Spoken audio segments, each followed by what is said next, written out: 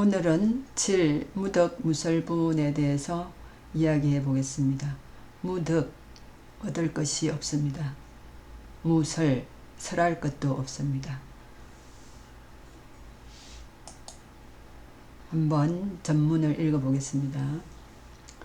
수보리 의운하 열애덕 안옥따라 삼막삼보리야 열애 유소설법냐 수보리언 여아해불 소설이 무유정법명 안옥따라 삼막삼보리 영무유정법 열애가설 하이고 열애소설법 개불가치 불가설 비법 비비법 소위자 일체현성 개의무의법 이유차별. 먼저 첫 번째 줄을 보겠습니다. 수보리의 운하, 수보리야 어떻게 생각하는가 라고 세종께서 말씀하셨습니다. 열애 덕안옥따라 삼막삼보리야 열애 유소설법냐 열애께서 안옥따라 삼막삼보리 세상의 깨달음을 얻었는가 열애께서 설법한 바가 있는가 라고 수보리 제자에게 물어보셨습니다. 지금 여러분들 건강경 하면서 열애라는 말이 자주 나옵니다. 열애. 열애는 조금 캐치하기가 힘든 면이 좀 있습니다. 그래서 좀 장황하게 여러 가지로 설명을 한번 해보겠습니다. 그래서 열애는 진리에 도달한 사람들이 한두 명이 아니겠죠. 아주 많은 사람들이 인류가 이 땅에서 살기 시작하면서부터 헤아릴 수도 없는 많은 사람들이 진리에 도달했을 것으로 봅니다. 그래서 진여에서 와서 진여를 깨치고 그 깨달음을 얻어서 많은 사람들에게 교화 활동을 한 후에 사라져가는 수많은 사람들이죠. 그분들 중에 한 분이 부처이시겠죠.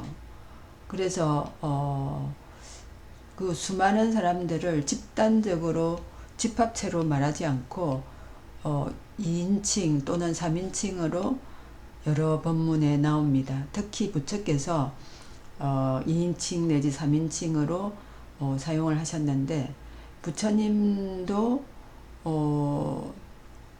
열애 중에 한 분이죠. 그러나 부처님이 살아 계실 때에는 자신을 한 번도 열애라고 칭하지 않았다고 합니다.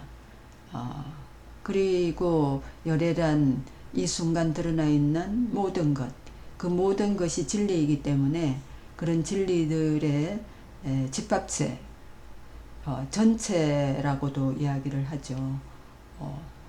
그런데 부처의 제자들은 부처님을 세존이라고 부르십니다.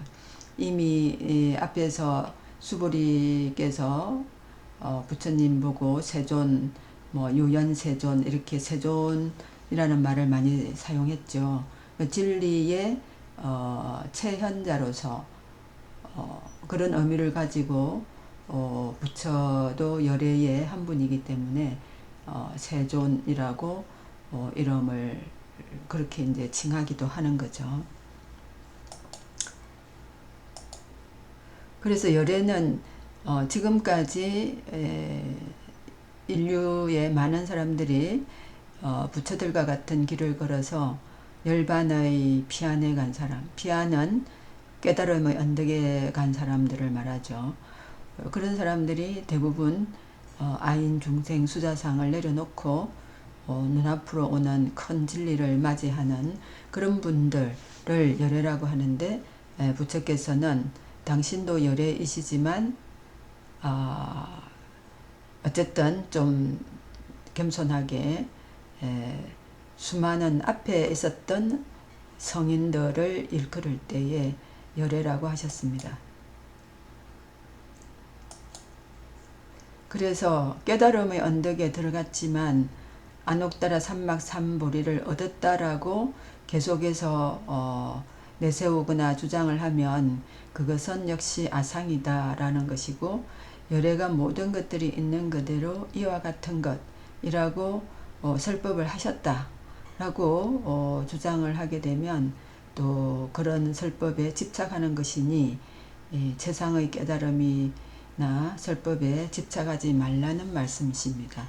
그래서 무덕무설분, 깨달음을 얻었다라고 집착하지 말라, 무덕이고 열애가 그렇게 설법을 하셨다라고 하는 것은 그것 또한 집착이기 때문에 무설이라고 하는 무덕무설분을 말씀하시는 겁니다.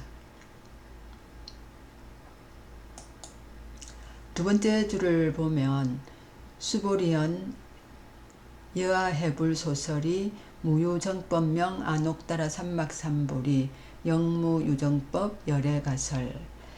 수보리가 아뢰었습니다. 제가 이해한 바로는 여하해불입니다. 안옥따라 삼막삼보리라고 할 만한 정해진 법이 없으며 또한 열애께서 설하셨다고 할 고정된 법도 없습니다. 라고 하셨죠.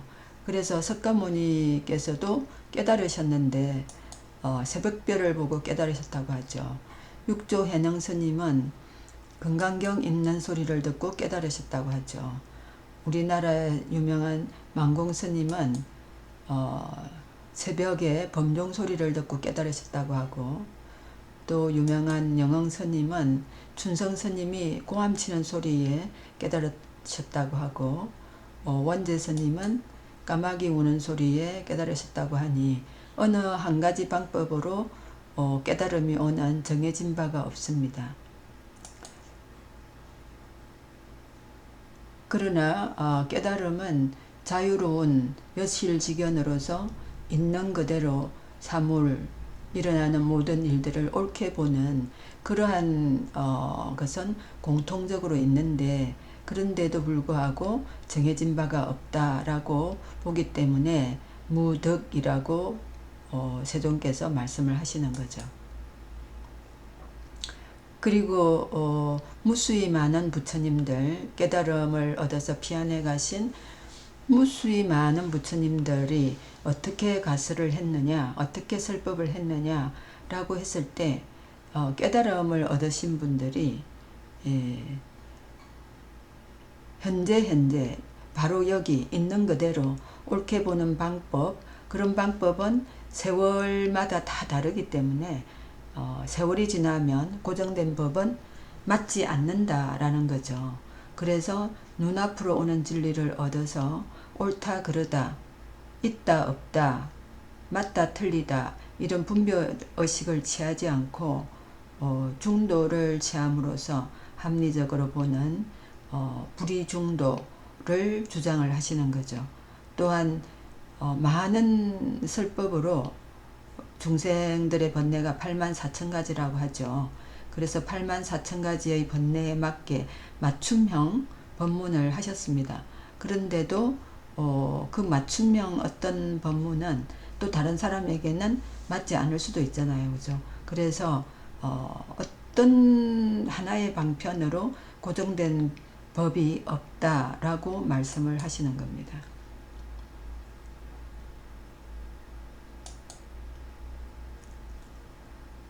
그래서 안옥따라 삼막삼보리 무상정등각 또는 최고의 깨달음이라고 하죠. 그런 거나 설법에 집착하지 말고 우리가 앞에서 했던 정신희유본에서 보면 바른 신심은 아상, 인상, 중생상, 수자상을 내려놓고 법상도 내려놓고 비법상도 내려놓고 하는 것이 필요하다는 것을 한 번 더 강조하시는 것 같습니다.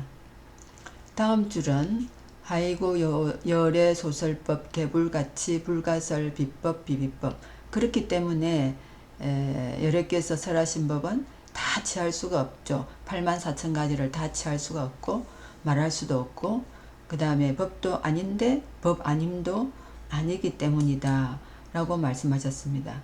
그래서 부처께서 말씀하신 것은 중생에 대한 중생의 번뇌에 대한 맞춤형 방편으로 설법을 하셨고, 그래서 그것은 하나의 정해진 법이라고 볼 수가 없다는 거죠. 그래서 정해진 이름을 붙일 필요도 없고 집착할 필요도 없고 그러나 법이 아닌 것도 아니다 라고 말씀을 하시는 겁니다. 그래서 열애는 모든 법이 이대로 이 순간 드러나 있기 때문에 그것들을 모두 일일이 이름을 붙일 필요가 없는 거죠. 그런데 그것이 없는 것도 아니라는 거죠. 그래서 모든 법을 다 취할 수도 없고 말할 수도 없고, 그런데 그것들이 법이라고도 딱 못 박을 수도 없고 법 아니라고도 할 수가 없다는 것입니다. 이러한 맥락에 좀 맞는 말로서 원재 스님께서 하신 말씀을 한번 인용해 보면, 나를 중심에 두고 진리를 이거다 저거다 하고 대상화하는 것이 아니라는 거죠. 그것이 바로 부처님의 이설법 무덕 무설분하고 아주 맥락을 같이 하는 것입니다. 마지막 줄을 보면 소이자하 일체현성 개의무의법 이유차별, 그런 까닭에 모든 현인과 성인은 무의법으로서 차별을 두기 때문이다 라고 했는데, 무의법이란 할 이야기는 하는 겁니다. 모든 일반 사람들이, 중생들이 어느 날 깨닫고 나면 그것으로 삶이 끝나는 것이 아니라 명은 다 따로 정해져 있기 때문에 깨달음 이후에 그냥 밥 먹고 일하고 일상적인 해왔던 일들을 하면서 사는데, 어떻게 사느냐 하면 중도에서 어디에 집착하지 않고 할 이야기는 하고, 그러나 그것을 끝까지 우기고 집착하지는 않는다는 겁니다. 그러니까 부처님께서도 옛날에 부처님이 태어난 석가마을에 큰 연못이 있었는데, 가뭄으로 인해서 그 연못이 말라 들어가니까 고기가 떠오르기 시작하죠. 그래서 석가마을 사람들이 그 고기를 다 잡아먹었습니다. 마지막 한 마리 큰 물고기가 바닥이 완전히 드러날 때 그 큰 물고기도 잡혀서 마을 사람들의 입으로 들어갔는데, 그 큰 물고기가 유리왕의 전신이었습니다. 그래서 유리왕이 왕이 되고 난 다음에 석가마을을 침공을 하러 오죠. 그것을 부처님께서 미리 아시고 그 유리왕 군대 앞으로 가서 이것은 이러한 인과응보에 의한 것인데 또 다른 인과응보를 낳지 않기 위해서는 여기서 멈추십시오라고 이야기를 했죠.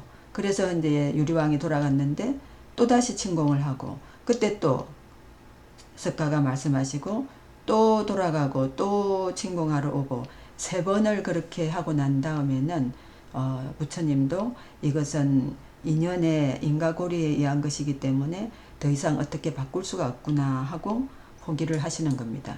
그래서 석가마을 사람들이 다 죽었습니다. 부처님 빼고요. 부처님은 그때 고기를 드시지 않았다고 합니다.